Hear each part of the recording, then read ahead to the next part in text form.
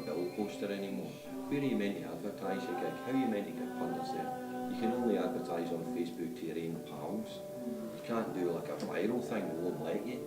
So how is an act supposed to get to the wider people, even in Ayrshire, if you can only talk to your pals and you're not allowed to put up a poster? You just can't do it. So I think what's happening is people who are promoters, they don't want to do it anymore because they see it as there's no money in it, because they need to do a lot of hard work and go out and promote a band to make 20 quid. They're not prepared to do it. So they go, I'm not doing that either. So promoters, what they do is they get bands to do their own promotion. So they'll go in and say, okay, I'll get you a gig, but guess what? You have to sell the tickets, you have to put the posters up, you have to turn up, you have to do the sound checks and create a whole buzz on your own. If you get 5 bands on at one night, yeah? But at the same time, they'll charge every band 50 quid for the pleasure of playing in their pub. So they're never going to lose. It's a promoter's dream at the moment. The bands are suffering, and young bands, I'm not a young band guy, but young bands, it's a lot more difficult now than it's ever been. I don't know how they're going to crack it, but if bands would get together in Ayrshire and form a proper Ayrshire music scene and not just be out for themselves and say, I'm just promoting my own band, to get out and do something, start something they could break through. But it's a lot of hard work needed before it's just too lazy to do. I think there's a lack of a scene in Ayrshire for the most part. You know, Kilmarnock's got a wee scene building, Ayre's got a half decent one. I think Irvine needs to pick up a wee bit. I think there's got to be somewhere central that folk can start coming and playing every week, you know, and getting something going. I think the Harbour Arts Centre's a wee bit too far out, you know what I mean? So I think it's something more central. I think the only reason why we have made a lot of contacts in the UK and we've got some recognition that we've got is because there is an element of you need to go out and you need to do it yourself. So kind of the fate's what we make it. So if you want to get well known, you need to go out and relentlessly go through and play in Sheffield, Nottingham, Leeds. And Monday nights to three folk. Monday nights, which has happened. But yeah, definitely you've got to go there, sort of make it happen for yourselves. That's how it's not going to happen if you But just at the same time, it's important to have some well-recorded material on there. That's But they're on the internet these days, you know, you've got the internet presence, I suppose, isn't you? But definitely for some good recorded tunes online for people to check out. Yeah. Videos is a great thing. YouTube's the way forward. You know, you get a video, it builds everything up. It sold me over 100 tickets, you know what I mean, for the album launch. So there's so many artists that have actually came from YouTube now, and it's just a matter of people starting off doing covers, and then you liking that cover and go to listen to the other music, and their own stuff is up there, and then you pass that to a friend, pass it to another friend, and all of a sudden it's just a hit. It's so easy to do now. It really is. It's quite a matter of shoving your radio up for you singing a wee song, and there's people out there that are now got contracts and all that from doing this kind of thing.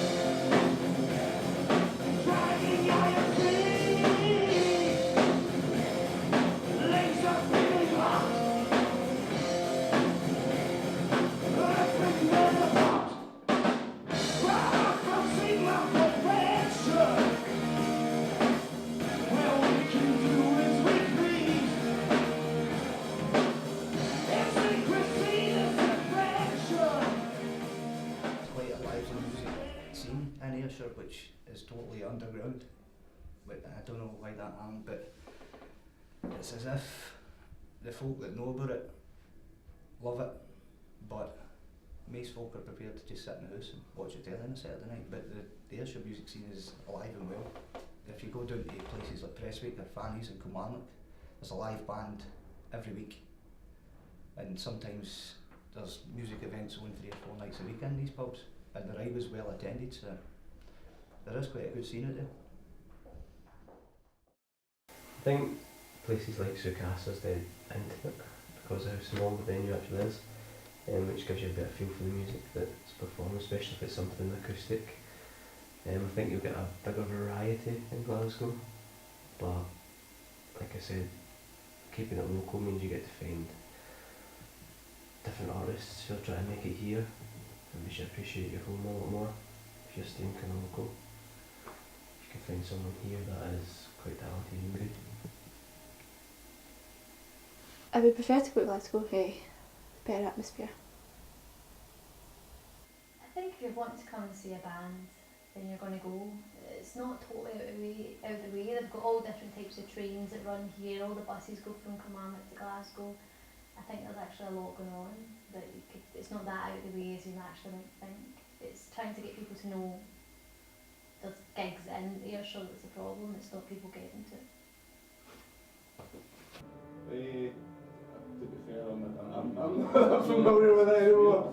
But years ago, it was kind of like before the internet really sort of took off and all that. It was easier to see a scene.